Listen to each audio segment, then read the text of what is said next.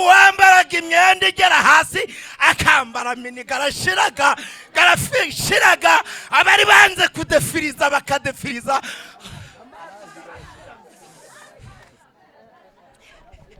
Garashiraga bakambara kandi bagitangira baradutoje ko bibujijwe.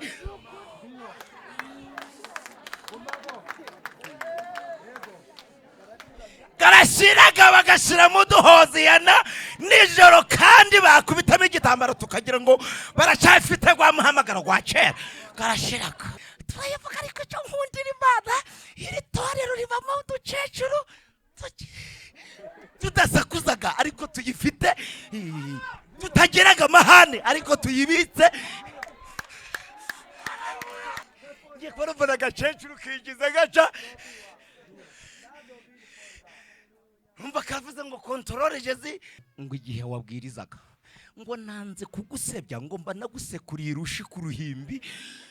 Numvise urushi ndiyorosha faga ngo bigenze gute mukecuru. Arambwa ati ndakubaza ibi amaze garashiraga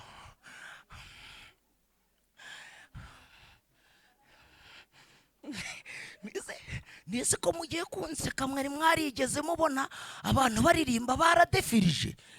Ibyo ntibiri guturuka kuri iyi systeme y'amazi gashize. Mwari mwarigeze mubona abantu tubashingira banatwitema batanga ibintu bijyanye n'inote tukabahesha umugisha mu gitondo bakabyara abana basa amezi gatageze. Igihe kituzuye ko nyagasani agawe garashize ariko ag'Imana garacyahari, agacu gararangiye ariko aga Yesu garacyahari. Muvuge cyane amena. Dusome ijambo ry'Imana riri hano mu Itangiriro ibice 21. Itangiriro ibice 21 dusome n'uyu murongo wa 15. Itangiriro ibice 21 hanyuma dusome n'umurongo wa 15. Reka dusome igitabo cy'Itangiriro ibice 21 umurongo wa 15. Yamvumba ishiramo amazi arambika umwana munsi y'igihuru cyaho aragenda yicara amwerekeye. Ntabwo ndi kubona neza.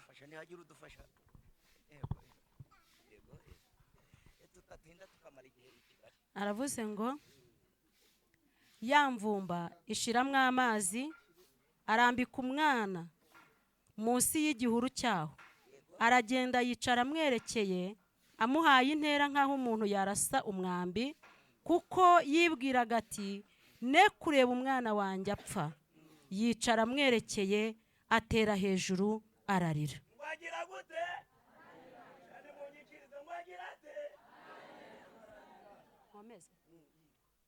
17. Imana yumva ijwi ry'uwo muhungu. Marayika w'Imana ari mu ijuru ahamagara Hagari aramubaza ati ubaye ute Hagari? Witinya kuko Imana yumviye ijwi ry'uwo muhungu aho ari. Haguruka byuka umuhungu mufate mu maboko. Aleluya. Haguruka byuka umuhungu mufate mu maboko kuko nzamuhindura ubwoko bukomeye. Imana imuhumura amaso abona iriba. Aragenda avoma amazi yuzuye yamvumba ayaramiza umuhungu we. Nuko Imana ibana n'uwo muhungu arakura atura mu butayu aba umurashi. Aba mu butayu bw'iparani nyina amusabira umunyagiputakazi. Amen.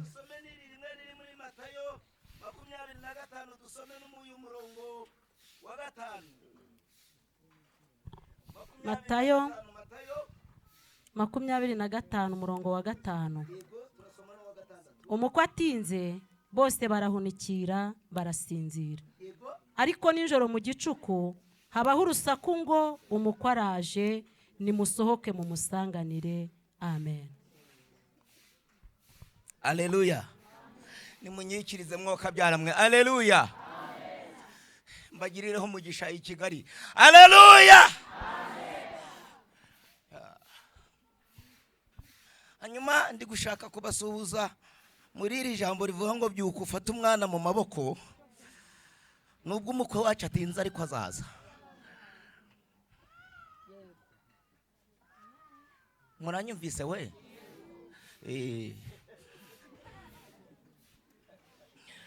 Hanyuma tuganirira ijambo rivuga ngo byuka ufata umwana mu maboko, nubwo umukwe wacu atinze ariko azagira gute? Namwe mubonaga azaza se? Aya.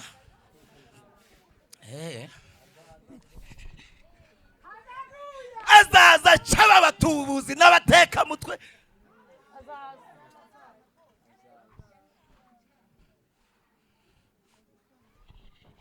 Imana imfashe ngeze i Kigali. Yo.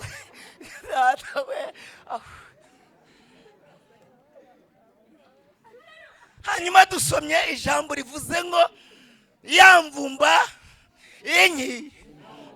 Nimunyikirize mwa. Uwo mwicaranye mu mwengo garashiraga. Amazi garashiraga Nyagasani. Garashiraga we. Garashiraga uwambaraga imyenda igera hasi akambara mini. Garashiraga, garashiraga abari banze kudefiriza bakadefiriza.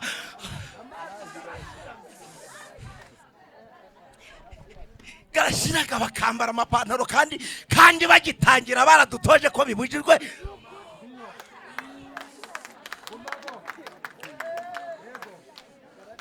Garashiraga bagashira mu duhoziyana nijoro kandi bakubitamo igitambaro tukagira ngo baracyafite gwa muhamagaro gwa kera. Garashiraga.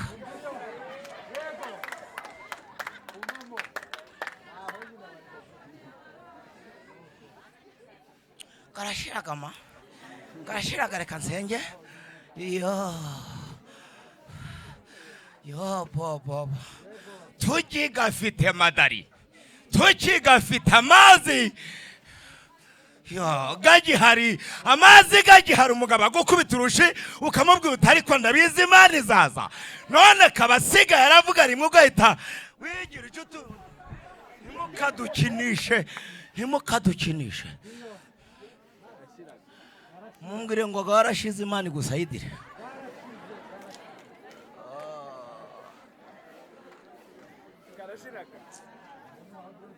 Nimureka nsenge. Aleluya. Nimunyikirize. Aleluya. Mwongere gace. Aleluya. Agawe garashize ariko agiye Imana garacyahari.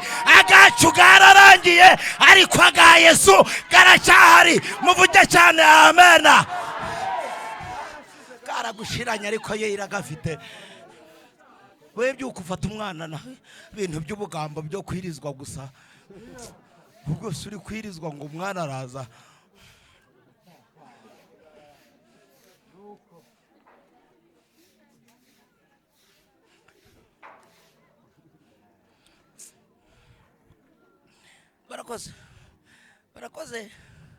Barakoze abatuganije. Ayiwe.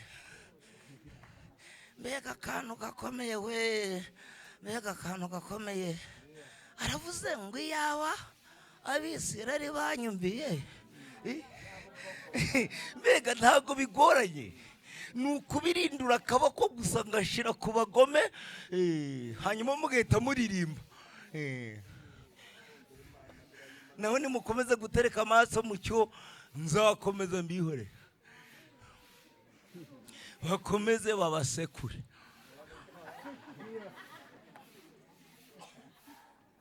Uri Imana izi imbaraga zituzengereje kandi buriya Imana izi n'ahantu twahagarara igahita yerekeza y'akaboko. Muvuge ngo amen. Nari mbumvise. Muvuge ngo amen. Yego we. Haleluya.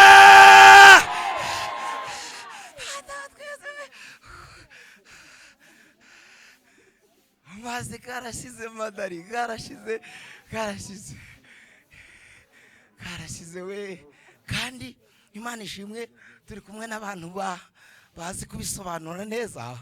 Ariko ibi bintu umuntu wese uri mu kibuga, ikintu kimufasha kuba yagwana akava amahoro mu kibuga ni ukumwegereza utuzi. Kuko shitani mu bintu akora aranyomboka akicara ku mugezi akadukubita tuvana mu mugezi, hanyuma Imana nayo ikadusekura twegereza ku mugezi ngo tudahwera bikarangira.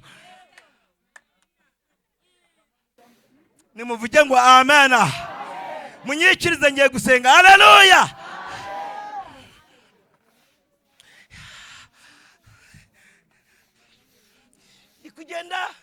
Kugenda ndi kwinginga data ngo Imana yongere idusayidire, Imana yongere idusayidire.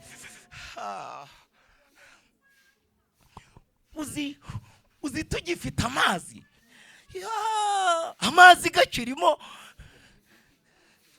Ubaza umuntu yambaye bodaboda zidasa akakubwira ngo kuko Umwami Imana ngo azantabara, ngo nicyo gituma ngo ntamwaragagaza. Kandi ukibaza ashingiye ku kina bodaboda zidasa. Ariko kubera ko yumva amazi, kubera ko yumva ibihe byiza, kubera ko yumva umwana ari hafi, akakubwira ati ndabizi neza iyo dukorana n'Imana ivuga bikaba, yategeka bigakomera, izatabara, kubera ko ari kumva umwana hafi. Nimuvuge ngo amen. Munyikirize amen.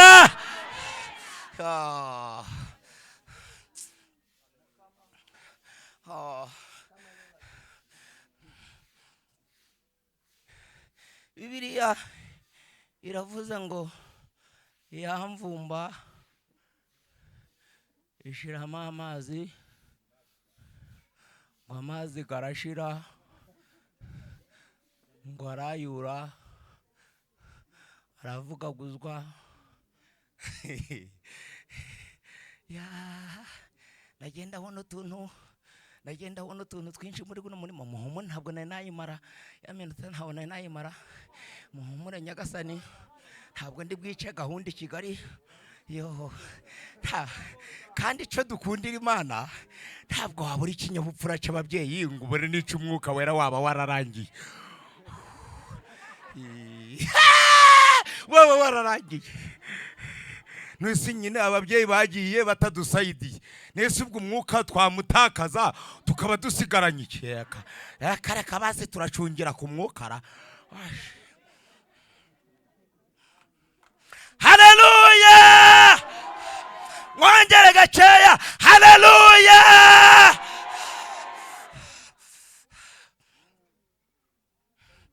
Bibiliya iravuze ngo yamvumba ishiramo amazi. Ejo bundi nahuye n'umukirisitu ndamuzaneze, twahuye yakubisemo mini igera, yacinyemo intuza, yacinyemo za ntuza za nkweto zanyu za kadashi zize. Ndamuzaneze byagenze gutarambwateberera ati mwaratubeshe. Twababeshe iki? Arambwate reka ati tumaze kwisobanukirwa.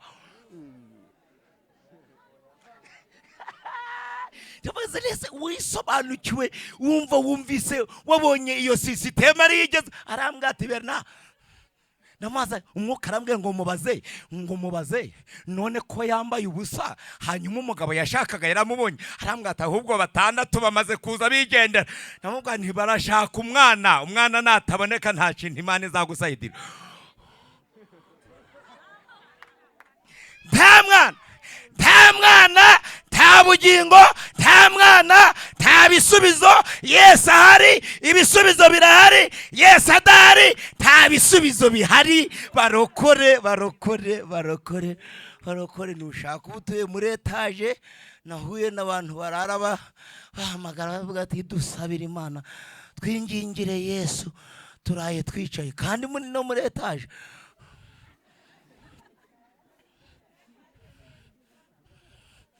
Muririmbyi yaririmbye indirimbo ikomeye aravuga ngo nta hantu hatagerwa n'umubisha, aravuga ngo ibibi nta hantu twabihunye. Uzi ko ibibi bigeraga no muri Amerika kandi wuriye indege.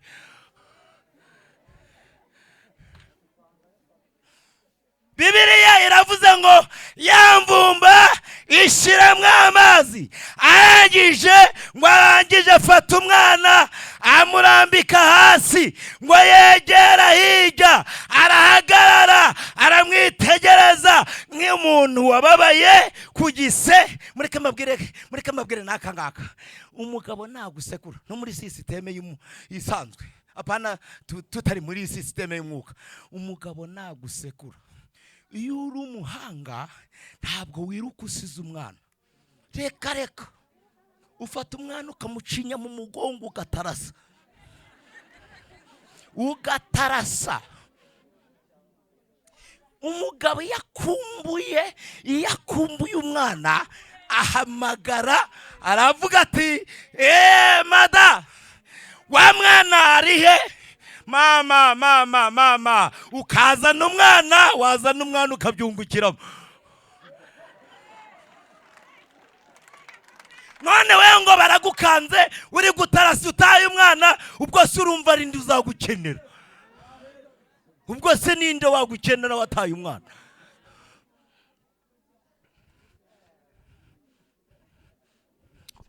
Uziko ibi bintu, reka nzenge, uziko ibi bintu, uziko iyi sisiteme y'agakiza, uziko umuntu akizwa yambaye bodaboda zidasa, ariko yagera imbere y'Imana ikamubwira ngo mwana wanjye nzakugirira neza. Imana ikarenza amaso bene wanyu ikakwita umwana.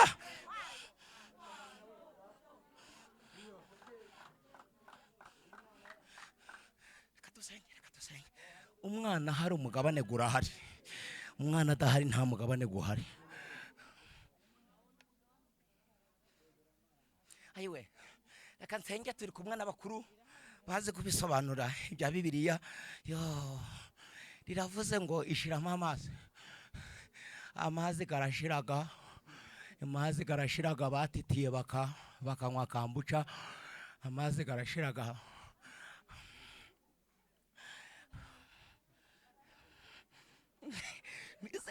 Nise ko mugiye kunseka, mwari mwarigeze mubona abantu baririmba baradefirije?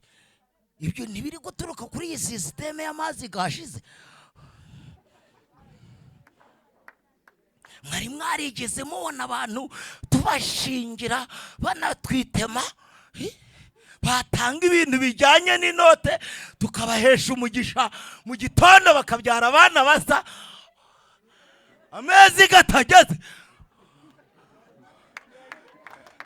igihe kituzuye kwa Nyagasani.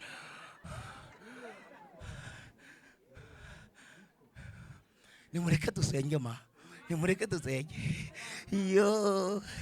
Rize muri kundeba nabi, ntabwo muri kureba ko ahantu tugeze umuntu ashobora kugusekura yarangiza yatanga ibiceri akitwa umukirisitu kandi ari agapfu.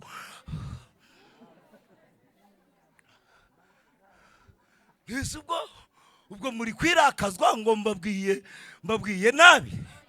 Yesu, uzi ko iyo amazi gashize ibintu umuntu yaraneshaga, ibintu umuntu yatsindaga, uzi ko bimuneshaga akabyeza akabiha icyerekezo. Iyo gashize kwa Yesu, iyo amazi gashize, yego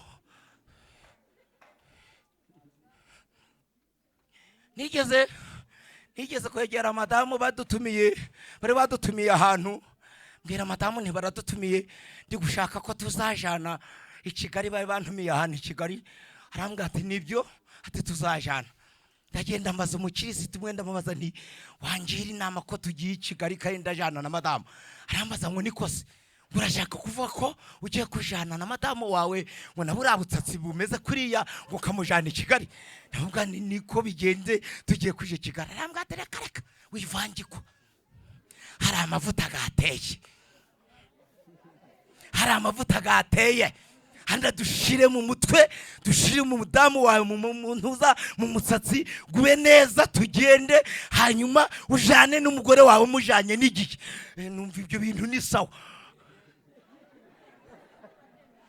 Tanyombotse nzanye ga amavuta kubise marisori narishiramo, kandi ndi visi perezida wa korari turaje Kanani, korari iwacu nkuru. Are marisori naririmba soprano, madamu wanje umva rata abakirisitu babiri. Madamu afashe ga amavuta akubisemo, ngo akubitemo naho rata abaturage bawe ntituzi bya bivuta bavangagamo, ngo akubitemo biranyerera. Madamu arambwira ati biranyereye sheri, birahiye ngwinure.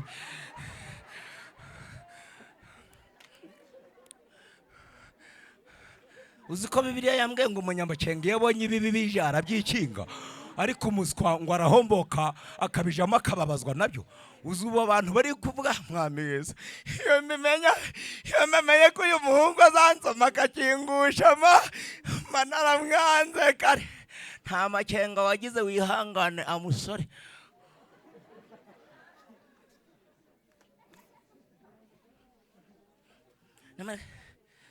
Bita binyerera, reka nsengema, biba biranyereye. Ariko anyigisha akantu k'ubwenge, arambwira ubwo tugiye i Kigali gerageza twigwaneho turi bakuru, reka nzane igitambaro dutege, hanyuma tuje i Kigali. Nzane igitambaro ndamuhereze, akubitamo igitambaro. Mama turihuse rero no mwivuga butumwa ngo tuhagere turayivuga shariri, turayivuga vrema, turayivuga. Ariko cyo nkundira Imana, iri torero ribamo uducecuru tudasakuzaga ariko tuyifite, tutageraga amahane ariko tuyibitse. Muvuge cyane amana, mwongere gakeya, haleluya. Ngiye kubona agacecuru kigize gaca, umva kavuze ngo kontrole jezi, kontrole se kandi kontrole ibyo si ibisanzwe, ibyo kontrole jeze. Nahimanije muri kontrole, ije kureba abakirisitu baraho.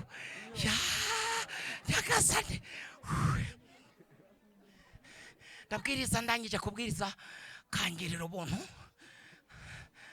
kamfata mu maboko, gafatira amaha, karajana inyuma. Twari turi muri Dove, niho bari badutumiye.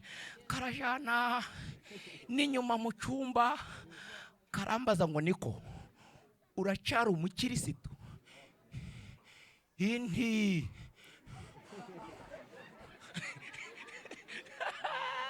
uracyari umukirisitu?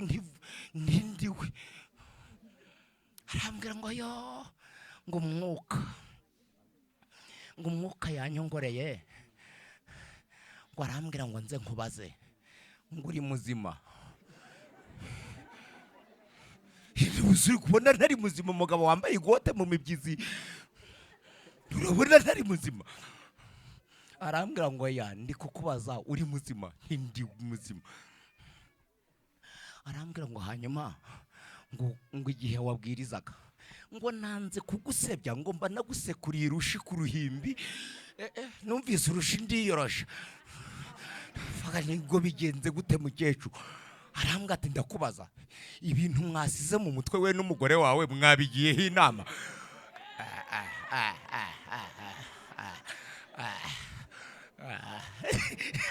Hari igihe umuntu agusekura ahantu ugasanga kwikura mu mutego wafashwe. Noneho mubwiza ukuri, ndavuga nti twabisizemo da. Arambwira ati mva muroko, ati Imana yambwiye ngo nkwihangane n'ubugoryi bugufashe vuba, ibi bintu ntago mwabihoranye. Ni amazi gasize.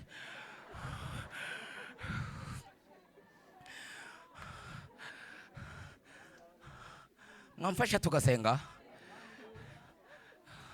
Bibiliya iravuze ngo umukwe atinze umukwe agize ate shani munyikirize nsenye umukwe agize ate rwose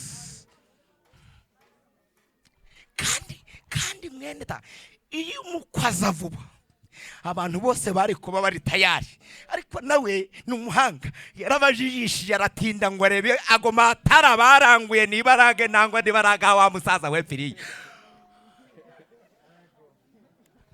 uketa umuziki kandi murabimenyaga rwose muranaryoherwa wera wera wera wera haleluya waje kuri mashini ugasanga n'inda yayikuyemo kwibaza iyi wera iri guturuka hehe n'inda kandi muri abahanga wambarati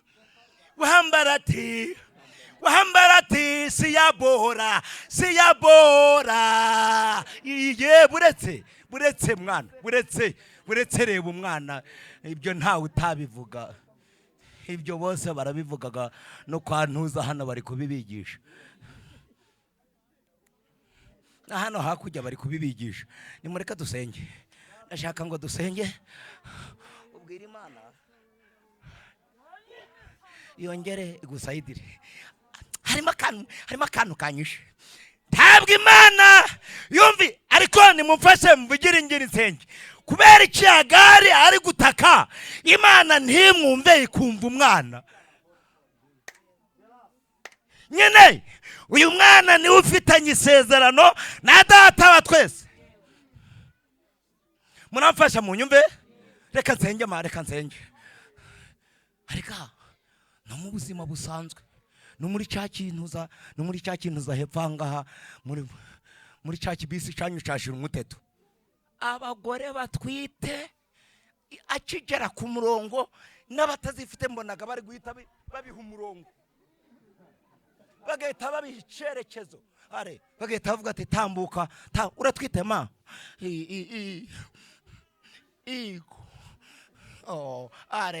salama sava bagahita baduhagurutsa shaka nje naje kare mu modoka ndicara bagahita bampagurutsa uyu mugore aririye ku mwana kandi nje waje kare kandi yakojeje nkuko nanje nakojejeho ariko kubera ko atwite baravuze ngo niyicare neza ngo umwana atagira ikibazo reba njewe rero waje uteretse amaso barambwe ngo musore ndagira ngo dusenge nta bisubizo bihari umwana adahari ndagira ngo dusenge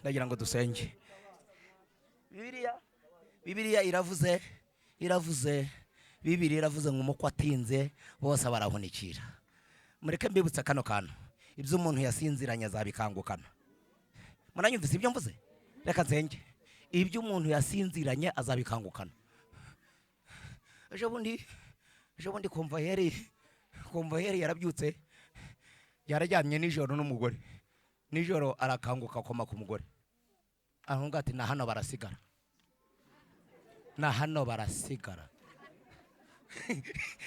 ngo na hano baragira bate umugore avuga ati toka na hano barasigara Yesu ibyo umuntu yaziziranye azabikangukana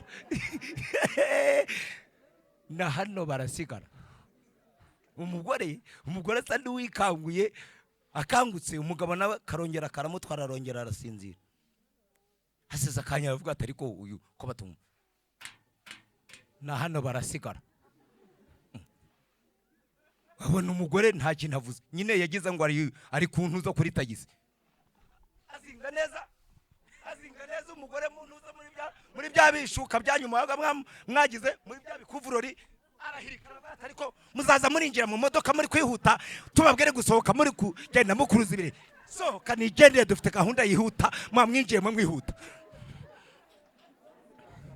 na hano baragira bate umugore ahita akanguka amazi ati bigenze bite sheri kuri mu mpirika bigenze gute ndaravuga ati hangane ngize ngo turi ku modoka hangane ngize ngo turi ariko niba bisi bari kurota ibintu byabo, mwaretse tukinginga data natwe tukarota ibyacu, kumukwa azaza tukagenda mwa kwazaza nubwo yicecekeye. Nimureka dusenye. Murakoze, Imana ibahe umugisha. Murakoze. Ya sorry ntabyo nishe, ndabona nari nsigaje ibiri, nyegera hafi usenge. Ntabyo nishe nyagasani. Nabaretse kugenda hagarare hano.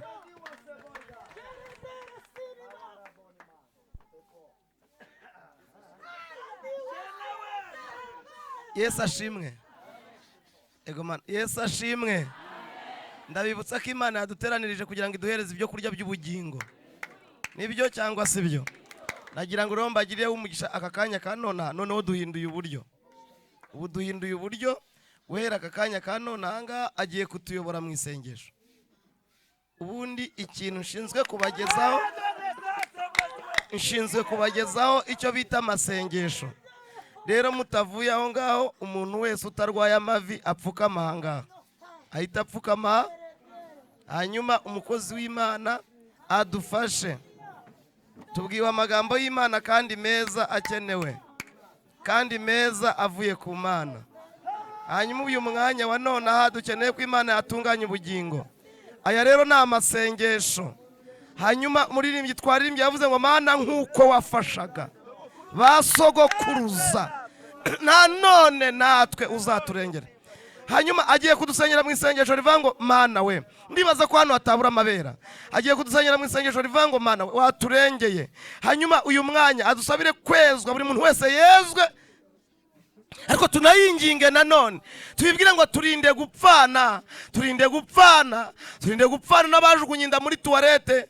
Mana y'imbaraga, nimba Imana irimo itubwira tukajya kubaburira ntibabyemere, uyu mwanya wa none ahangaha Imana iturinde gupfana nabo, iturinde kuzirabo. Niba abarimo bajya kuroga no kuraguza, n'abarimo bagenda bihindura n'imyuka, n'abarimo bagenda bihindura indi myuka. Hano hari abantu bari ku rwego rwa systeme rukomeye, barimo bihindurira imyuka, bakihindura imiyaga, abandi bakahindura ibintu by'ibinaza ukuntu. Imana iri hano ngo ibi binetararize. Tugiye gusenga. Karibu. Turagushimiye wera, turagushimiye wera, turagushimiye wera. Turi hano ngo dukize ubugingo, turi hano ngo duhembuke, turi hano ngo turokoke, turi hano ngo twongere kumva ibihe byiza, turi hano ngo twongere dusubirane agaciro kacu twahoranye. Senemanda aba bagabo n'abagore bari hano mutware, turi hano tutaje kukugwanya, turi hano tutaje kurusha umwuka, turi hano tuje ngo umwuka wera yongera akora imirimo. Niko umuririmbyi yaririmbye, yavuze ngo umuririmbyi yararirimbye avuga ngo umwuka wera akora imirimo ikomeye, avuga ngo niwe wemeza abantu, niwe wemeza abakobwa, niwe wemeza abagabo, niwe wemeza ababyeyi, niwe wemeza abantu. Iri teraniro turi imbere y'Imana, turasenze, turagenzuye, dusanga amazi garashize, turagenzuye, dusanga twaguye umwuma, ariko turi imbere y'Imana. Rambura ikiganza cyawe mutware.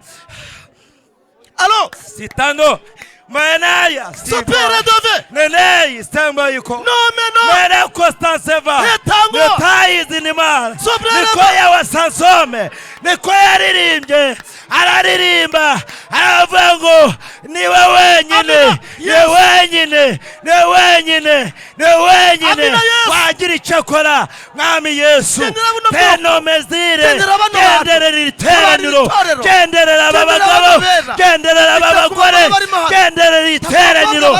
Data amazi yarashize, amazi yarashize, ariko twemerere tukugirira umugisha, tukugirira umugisha. Abantu dupfukamye basenga turamburira ikiganza mu izina rya Yesu. Niko Samusoni yasenze yaravuze ngo wemere singwe mu maboko y'abatakebwe, singwe mu maboko y'abatakebwe. Uwera ongera udutiza amaboko, ongera udutiza amaboko, ongera udutiza amaboko, ongera. Twigeze kukubona, twigeze kukubona, twigeze kukumva, twigeze kugendana, twigeze kubona imirimo yawe. Nanone mukiza, nanone mukiza, wongera utugarukeho, wongera utugarukeho, uhembura imitima, kandi umuntu wese mu mwanya we ineza y'Imana imwegere. Mwuka Wera akora imirimo ikomeye muri iyi mitima. Urakoze, turagushimiye, tugukomeye amashyi, tugushima mu izina rya Yesu. Amen, amen.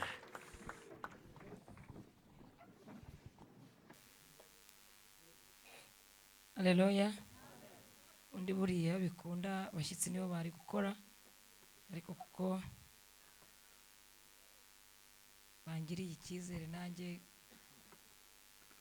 nk'umusangwa, hari icyo Imana ishaka ko tuganira cyabagirira umumaro kinturutsemo. Ni ijambo ry'Imana, niryo ridutunze, niryo ritubeshaho. Rero twari turimo tubivuga cyane aho twari turi. Ijambo ry'Imana niryo ritugize abo turi bo uyu munsi. Nta kindi kintu cyatwubatse ngo kiduhindurire ubuzima, kiduhagarika haduhagaze, kirenze ijambo. Nta gihari, nta n'icyo mbona, kereka wowe niba hari icyo uzi. Ariko dusome hano igitabo cya Yesaya 43. Ijambo numva Imana ishyize ku mutima wanjye, kandi numva ryanze kunshiramo, numva twarivuga. Bice 43 murongo wa mbere, tusome tuze gusimbuka tujye kuwa 4. Ntago ninda, reka dusome. Aravuga ngo ariko noneho Uwiteka wakuremye wowe Yakobo, kandi akakubumba wowe Isiraheli, aravuga ati witinya uko nagucunguye, naguhamagaye mu izina ryanjye, uri uwanjye. Mu izina ryawe uri uwanjye. 2, nunyura mu mazi nzaba ndi kumwe nawe, nuca mu migezi ntizagutembana, nunyura mu muriro ntuzashya, kandi ibirimo ibyawo ntibizagira gute.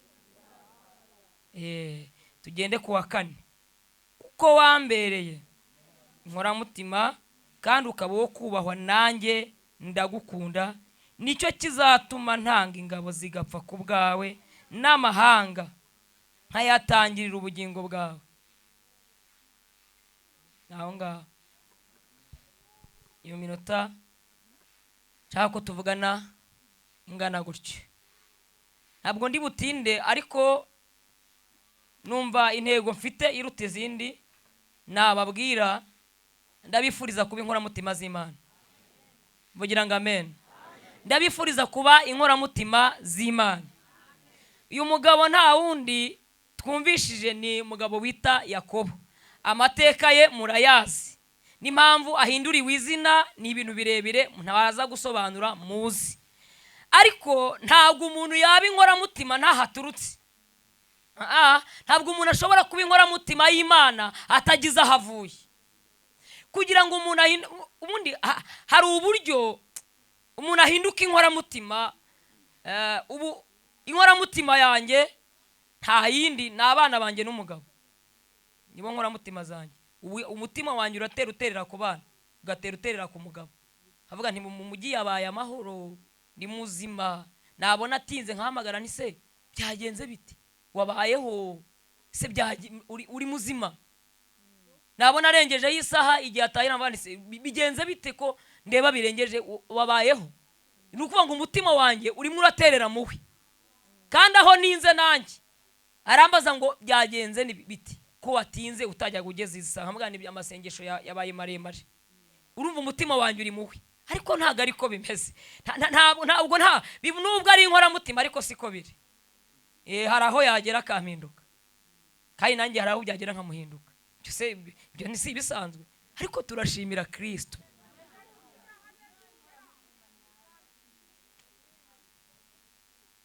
Turashimira Kristo watubonye agize aho adutoragura, akemera kutubwira ko turi inkoramutima ze. Nta wundi muntu ushobora kukubwira iryo jambo n'uwari kubwira. Mwayigeze aririmba aravuga ngo no hasi naharyama, ngo cyangwa ndaharyama, ariko arabeshya, kuko ntaharyamira umwe, aharyamira benshi.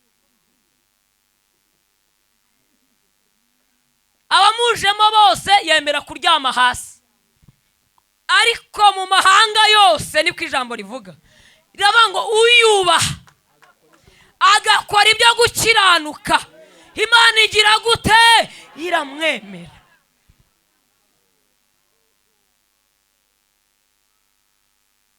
Ijambo riravuze ngo ariko noneho Uwiteka wakuremye. Iyo umuntu agiye kuvuga ngo ariko noneho, haba hari ibindi byabanjeho. Ariko noneho Uwiteka wakuremye bivuze ngo nyuma y'iryo jambo harimo indahiro. Harimo indahiro ngo yarangiza akakwibumbira, akakugira ikiremwa cye, akaguhindurira izina. Uyu nubwo twumva ngo ni Yakobo, ntakiriwe, yitwa Isiraheli. Kandi impamvu yitwa cyo ni umunsi yahuriye na marayika ku musozi, kandi ahura nawe atarahinduka, akiri mubi. Ntabwo Imana yita ku bantu bakiranuka gusa, ahubwo yaje gushaka imbabare, aza no gushaka inkomere kugira ngo abe arizo yomora. Turashimira Kristo umwami wacu watwomoye. Iyo atatwomora ntabwo tuba twicaye hano, yarangiza akatumenya izina. Ndashimira Kristo utatwitiranya, ntabwo yanyita Sebanani, azi ko ndi umugore.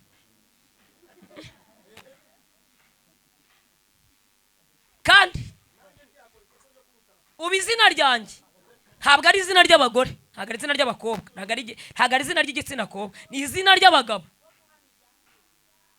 Ntabwo Imana igiye kumpamagara yahamagara Rafiki w'umugabo, ihamagara Rafiki mu izina ryanjye nzi neza, kandi nanjye ndayumva nkitaba, uko numva ijwi ryayo neza nkaritandukanya n'andi majwi.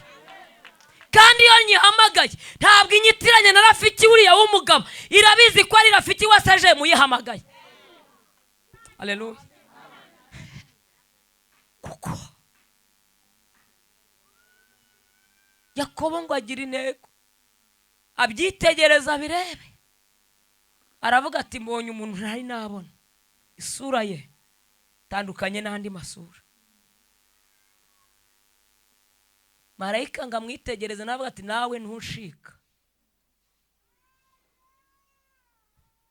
Mubaza ati witwa nde? Witwa nde? Ati ngese ngewe urambariza iki? Kandi ubundi umuntu muhuriye nkaho ntabwo nawe ubwoba buragufata, urumva mu ishyamba wagiye wenyine utazi iri buhabere. Ariko Imana irabizi ko yatwoherereza marayika akaza kutwomora ibikomere tumaranye igihe. Mubaza ngo urinde? Ugira ngo se marayika ntiyarazi izina rye, ariko yagira ngo yumve ko yisobanura by'ukuri. Ngira ati ngewe izina ryanjye kurivuga ndi mukuru, ntabwo rinteye ubwoba, nge nitwa Yakobo. Witwa Yakobo. Witwa Yakobo. Yakobo ngo abyitegereze, arareba abona ishusho abonye ntabwo imeze nk'ishusho y'umwana w'umuntu. Aravuga ati nkurikije icyanzamuye uyu musozi, ndamutse ntafashe uyu muntu ngo mugundire, namaze kumenya ko ashobora kugenda atampinduriye izina cyangwa mumugisha, ngiye kurwana nawe. Reka tugundagurane na marayika waje, nagera muri kiriya gihande usimbukireyo, nagera muri kiriya usimbukireyo, uko nureba nabi ushobora gutaha uko waje. Ngo arangije aramufata, baragundagurana, saa 7 zikubitamo, saa 8 zikubitamo. Marayika aramubwira ati ngiye gutanga raporo, ndekura. Oya, isaha za raporo zirageze, ndekura. ngo agundagurane nawe ngo ntabwo nkurekura utansobanuriye neza ngo umpere umugisha kuri uyu musozi. Ndagundagurana nawe ngo kuva nabaho ni ubwa mbere mbonye umuntu ndwanya, ni ubwa mbere mbonye umuntu undwanyije kandi akansinda. Turashimira Kristo duha imbaraga zo kudwana n'ibiturwanya kandi tukava aho ngaho tubitsinze. Garangije aramureba aravuga ati ku mpamvu z'uko waje ngo amufata atya. Nawe ngaramwitegereza ngo ntabwo ndi bugukurire mwaho kandi si impindura izina gusa, ngiye kurihindura ku buryo numanuka uyu musozi n'ahantu uri bujye bamenye ko hari aho uvuye. Mureke Imana iduhindurire izina, nidusohoka muri no masengesho bize kugaragara ko ari aho twavuye kubera ko hari isura ihinduka. Ngo arangije amufata aha ku inyonga y'itako, ngo arakurura umutsi amera nk'ugubanyije. Marayika Yakobo aravuga ati ariko nubwo nkomerekeje ntabwo bivamo, ntabwo urambwira iki, ntabwo urambwira. Ngo yumva ariko arababaye, yumva aranegekaye. Bafata igikeri ngo bagitera umugeri, kirazamuka kiratumbagira ngo kijye kwisanga kisanga kiguye uruhande rw'umwobo. Kiravuga ati ariko nubwo ibi bintu biryana ariko birihutisha. Oya, aya masengesho nubwo ababaza, murabizi kwiyiriza umunsi umwe bibirambara, kwiyiriza wa kabiri bikabina, ariko nubwo bivuna we bigira gute? Birihutisha. Mazina yacu ariho kubera ko twayasenze. Uri cyuri cyo kuko wasenze. Hagaze kuki? Ntago mwumvishije kwa gatanu umuntu wavuze ngo yagiye munsi y'igitanda umugore yapfuye. Kwa gatandatu umugore arapfa, abaganga baje gupfunya ati ni mundakera umuntu ntago yapfuye ni muzima. Bashyize n'amapamba mu mazuru. Ariko kwizera komeze nk'ibisasi. Mureke tugire kwizera guhindura ku buryo uva kuri uyu musozi hari ibyawe byahindutse mu izina rya Yesu. Ngo arangije amwitegereze ngaramureba, ngaravuga ati umugore wanjye ntago Imana yari yarambwiye ko ntago wari warambwiye kuzampfaka, umfakaje ute, ungenje ute ko mu bintu twavuganye ibyo bitarimo, ungenje ute? Ngaravuga ati sinjya n'ahandi, ndinjira munsi y'igitanda. Reba intumbiri hejuru, wajya munsi y'igitanda ngahibaze base ntiyanayiryamaho, ntiyanayiryamaho ngo ayibandarareho ngo asengera amasengesho munsi y'igitanda. Abo bari bamurwajanyije bose ngo barigendera bajya gutanga amatangazo kuri radio n'ahandi hose kubwira abaturage ko umuntu yapfuye. Naho no kugira ngo erega iyo Imana igiye gukora ibintu bikomeye iramanze ikadutangira amatangazo.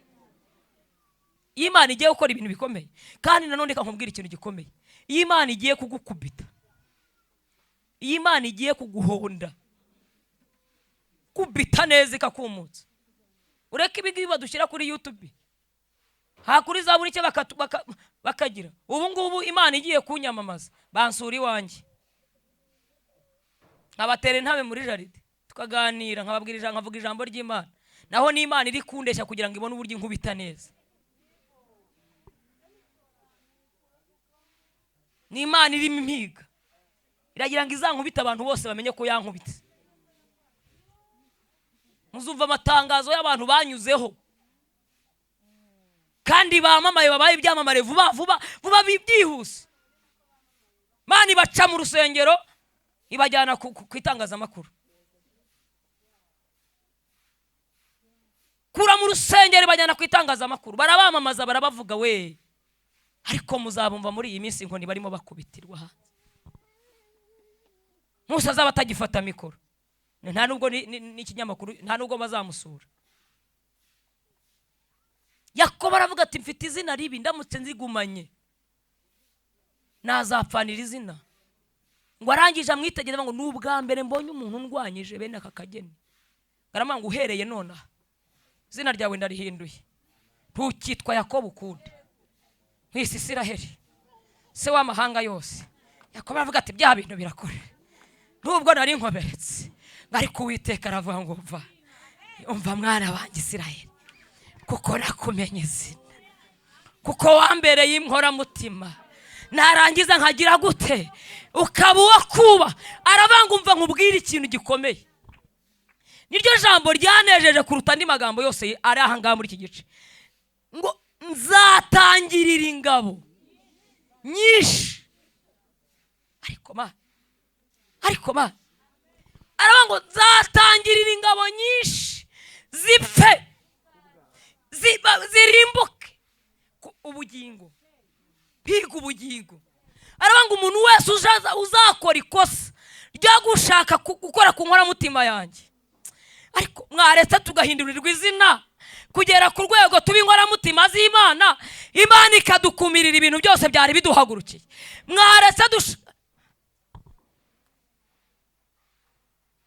agushaka gusobanura ibintu byinshi, kuko iramubwira ngo kandi ibintu ugomba kumenya we mu Kristo wicaye aha, icyambere amazi ari imbere yawe ngo uyacemo.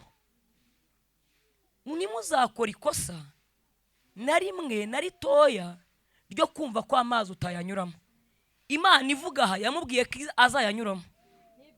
Siko bimeze? Utabona uri mu bibazo no mu ntambara ugasigara kwivovota no gutuka Imana, wibwira ko ibyawe byacitse byarangiye. N'inkoramutima y'Imana, Imana yemereye ko mu mazi izanyuramo. Mwanswe wowe utaraba inkoramutima, haswe wowe utaraba inkoramutima.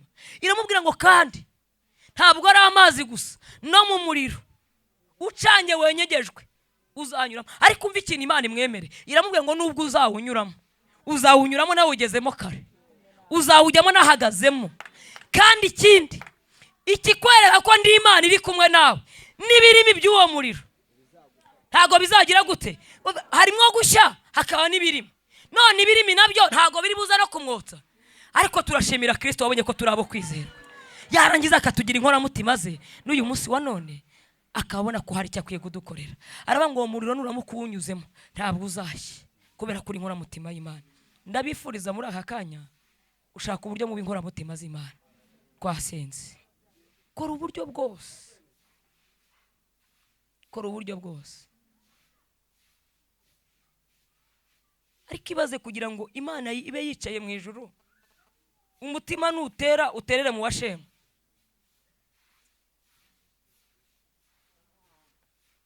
Reba kugira ngo Imana mwagiye mushaka akantu gato bazi gato nigashake ko kuba kanini, mukorera Imana kugera ku rwego Imana ikwirata kuri inkoramutima. Gato ke kuba kanini, ariko uhagarare mu kigero uryama, wagara mureba hejuru, Imana ikavuga ati dore umwana wanjye ukuntu aryamye we. Hagira akantu kajya gushaka kujya mu zuru, Imana ikagera arigirira iki, mvira ku nkoramutima, mvira ku nkoramutima. Wagenda mu muhanda urimo ugenda n'amaguru uzamuka haruguru seba na utaha, imoto nayo ikaza yarara igatinzira, Imana igahita igirayo mota, genda neza mata. Iyi ni inkoramutima yanjye, utanyangiriza inkoramutima shema. Hari ibyo akora abantu bamwe byananiye, hari ibyo vira ku nkoramutima. Imana igomeze idukumirire kuko turi inkoramutima zayo. Gato kanezeza Imana kugera ku rwego intebe yayo igiye yigirira iki, kavuga tumva inkoramutima iranyeganyije. Nituzamura isengesha hagaha intebe y'Imana inyeganyege, vuga ati inkoramutima iranyeganyeje, bitera Imana kumarukira gukora n'ibyo itari yagambiriye kugira gute gukora. Bantu mwifuza kuba inkoramutima z'Imana muhaguruke. Hano mwifuza kuba inkoramutima z'Imana aba ari mwe muhaguruka. Uko muri iyi minsi ndumva shaka kuba inkoramutima, ndumva shaka kuba inkoramutima. Nabwiye abantu ejo bundi, ngewe mfite ubushobozi mu kazi bwo guhita nahamagara n'umupolisi akaza agatwara umuntu umbwiye nabi, ariko umukomisiyoneri bamuhaye amafaranga make, kandi ntabwo ari make pe. Mu kintu bari bagurishije twari tubahaye 40,000. Arangije aravuga ngo bamuhaye amafaranga make, bari abahungu 4, hazamo umwe muri bo wasinze. Ndamubwirana ariko kurimo gutukana ibitutsi bibi hano, wabaye isohotse bene wanyu bakayazana mukaza kugabana, ngo boss araturiye. Ndabwandishe ceka wigomeza yaramo gutukana ibitutsi bibi. Arangije ndamubwira niko usohoka, ngo wambwa wese ngo nawe ngo uransohora imbere y'abakozi. Ndamureba mvuga mamagare umusekirite aza nk'ukubitire nk'eshatu ko baba bahara abasekirite aho ngaho amukubite nk'eshatu nibura basi numve ko nawe ababaye cyangwa bakizirike mamagare polisi zigipakire ko n'umundi pandagari hano ruguru. Ndamureba bandi baramwanga ariko se ubwo nk'ubwo mabuje umutuki iki ngo yango nawe nagende ngo nagende ngo nava nibyo ngibyo aho ngaho ngo bose araturiye ngo nawe areba arangije araceceka. Numva umutima urankomanza urambwira ngo uri inkora mutima y'Imana aceceka. Hangije nditambikira amafaranga namaze kuyabaha mfata agafunguzo ka kesi yanjye ndigendera n'inyuma njya kwicara aho muri umuna wanjye bari ndiyumvira mbonye bagiye ndongera nagaruka asubira mu kazi ariko numva umutima ntacyo nshinja ndavuga nti ndakomeje kuba inkora mutima y'Imana. Reka nkubwire uzajya ukora uburyo bwose wirinde ikintu na kimwe cyatuma utandukana kuba inkora mutima y'Imana icyo ari cyo cyose. Nagira ngo duhombeke amaso duhagaze umuntu wese atekereze wabaye inkora mutima y'Imana muri iki cyumweru. None se ibyo byambayeho kuwa kangahe si kuwa gatanu sinayindiriwe mu masengesho ni mu masengesho y'abadamu muri korari twayiriwemo turibona yararemo ubwo nari kuyobora nari kuvuga iki kuranye nari mfite uburenganzira bwo kugira icyo mubwira kandi kikamugiraho ingaruka. Iki cyumweru wabaye inkora mutima y'Imana kuno kwezi wabaye inkora mutima y'Imana. Ni wumva ukeneye kuba inkora mutima y'Imana uca bugufu ugasaba Imana imbabazi wowe uhagaze utambuka uzupfukame hano tambuka. Niba wumva Imana itakwita inkora mutima utambuka uzupfukama bwire Kristo ngo mbabarira nshiye bugufi ikintu cyose cyankuye mu mwanya ukwiriye kintandukanya n'imbaraga zawe umbabarire unkureho urubanza rwose rundega icyanyanduje ukinkureho kuko Imana yo nshuti ntago mbinginga rega ntago ndi kubinginga ndavuze ndabinginga twaje gusenga hase kari mu masengesho umuntu akwingingire kwihana se umuntu akwingingire guca bugufi gapfukama ukabwira Imana ngo ndifuza kuba inkora mutima yawe ukankuraho urubanza rwose rw'ibyaha byandegaga. Erega inzandiko yaraziciye ubumagaza ahangaha numva inzandiko zaraciwe inzandiko zose zandegaga ikibi. Ndimo narwana intambara nziza yo kwizera ndimo narwana intambara nziza kugira ngo ndebe ko nanjye nagaragara neza imbere y'Imana nkaba inkora mutima y'Imana. Uri inkora mutima Imana irakwirata mu nkora mutima mu bantu yabumbye yakwirata nawe urimo. Izina ryawe iramutse irihamagaye muri aya masaha waryumva ukitaba ntago tubyingingira uyu mwanya ni iminota mikeya ndashaka ko tuyikoresha y'amasegonda make asigaye bampaye tugasenga kinga Imana ubwire ngo ndumva shaka kuba inkora mutima yawe. Byakwandusha zewe nubizi byaguhumanije nubizi byagukuye mu mwanya mwiza w'Imana ntubizi byagukuye mu masezerano y'Imana ntubizi ibigutandukanije n'Imana uyu munsi ntubizi uracyari inkora mutima y'Imana. Ubu Imana aho uryamye iri mu ijuru yitegereza ikareba ukabona kuri inkora mutima aho ugenda no mu kazi ukora Imana irakwitegereza ikabona kuri inkora mutima ikwiriye.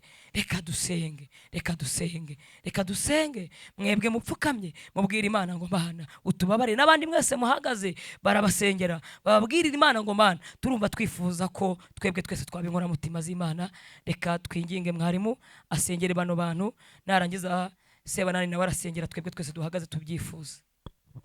Mugande natambuke n'imbere byose turaje kubikora icyarimwe. Mana turagushimiye mu izina rya Yesu turaguhimbaje turagushimiye kuri Imana ikora imirimo n'ibitangaza. Iyo abantu batekereza ko hari bidashoboka ariko imbere yawe nta kidashoboka na kimwe mwami. Dore urihamagariye wenyine mwami dore abakwitabye ni wowe baje bareba mwami ntabwo ari umuntu bitabye ni wowe basanze kuko bumvise ijambo ryawe ribasinda mu mitima bateye izi ntambwe kugira ngo bagusange nawe ngwino basange rero bakire mwami. Ndabizi ko ari wowe ufite imbabazi nyinshi cyane n'urukundo n'ubugwaneza beresha ukuri kwawe mwami umwuka wawe abagendeho neza abezesha ukuri mwami. Turashimye ko uyu musaruro ubonetse mu nzu yawe urakoze mwami kubakomereza imitima mu rugamba rwabo rwana na Satani nubaha imbaraga kugira ngo babashe guhagarara badatsinzwe n'uburiganya bwa Satani. Izabaneshaga mwami ubibaneshereze ubaha imbaraga z'umwuka wera zibashoboza mwami kugenda neza badatsinzwe n'uburiganya bwa Satani. Turagushimye kutwumvise kandi ugiye gukomezanya nabo kubwa Yesu mwami n'umukiza wacu amen. Mana turagushimiye tumenye ijambo ryawe rikomeye bano bakristo bicaye ndetse n'abahagaze twakiriye ko uri Imana y'ihumure ihindura amazina. Kandi mwami Imana nyir'ubutware, iyo wahinduye amazina ibintu birahinduka. Muri uyu mwanya, muri iyi saha, sintindi imbere y'aba bantu. Bano bantu bahagaze mu butware, nanjye nizereye mu butware bw'Imana n'Umwana n'Umwuka Wera. Yahinduriye Yakobo amazina, kandi yari afite izina inyuma kuko yari umutunzi, ariko imbere nta zina yari afite. Turasenze ngo muri uyu mwanya umuntu wacu w'imbere ahabwe izina ryo kuzabana n'Imana, n'uwacu w'inyuma nawe ahabwe izina ry'ikimenyetso kigaragaza ko twavuye imbere y'Imana uyu munsi ku wa mbere, kugira ngo abo twasize mu rugo babone twahindutse, ndetse n'abari butahe badusanga mu ngo babone twahindutse, kandi tuba amashami meza ateye muri Kristo Yesu. Hanyuma guhera aka kanya ka none aha turasabye kugira ngo imbaraga z'Imana zifashe ugiye kutwigisha, ariko natwe twakiriye guhindurwa amazina, kandi tukaba batoni ku Mana. Amashyi n'ay'Imana ku bwawe Yesu.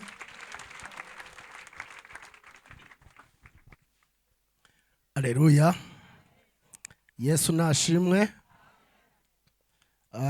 Kubatanzi nitwa Sengiyumva Xavier. Ndi umudiyakoni ku itorero rya Nyanza Kicukiro. Ndi n'umuyobozi w'icyumba cy'amasengesho. Hanyuma baduhaye iminota, ariko numvaga jewe ari ukubasuhuza, ntari buyikore. Ngiye kubasuhuza mu ijambo ry'Imana. Impamvu ntabwo uyu munsi nari naje ndi bwigishe, nari naje nanjye nje kwirwanaho. Hari igihe biba ngombwa kuza uje kwirwanaho nawe ukambara ibigunira ukajya imbere y'Imana, maze igihe kitari gitoya ngenda nigisha impande zitandukanye. Ariko reka dusome ijambo ry'Imana ndibasuhuzemo. Dusome Zaburi ya 81. Zaburi ya 81 kuri iyi Bibiliya mfite. Turasoma ku murongo wa 14 n'uwa 15. Ku zindi Bibiliya murebere ku murongo wa 13 n'uwa 14. Bibiliya itubwiye itya. Mwahageze? Zaburi ya 81 murongo wa 14 n'uwa 15. Abandi murebere ku wa 13 n'uwa 14. Haravuze ngo iyaba ubwoko bwanjye bunyumvira. Yaba ubwoko bwe bugira gute?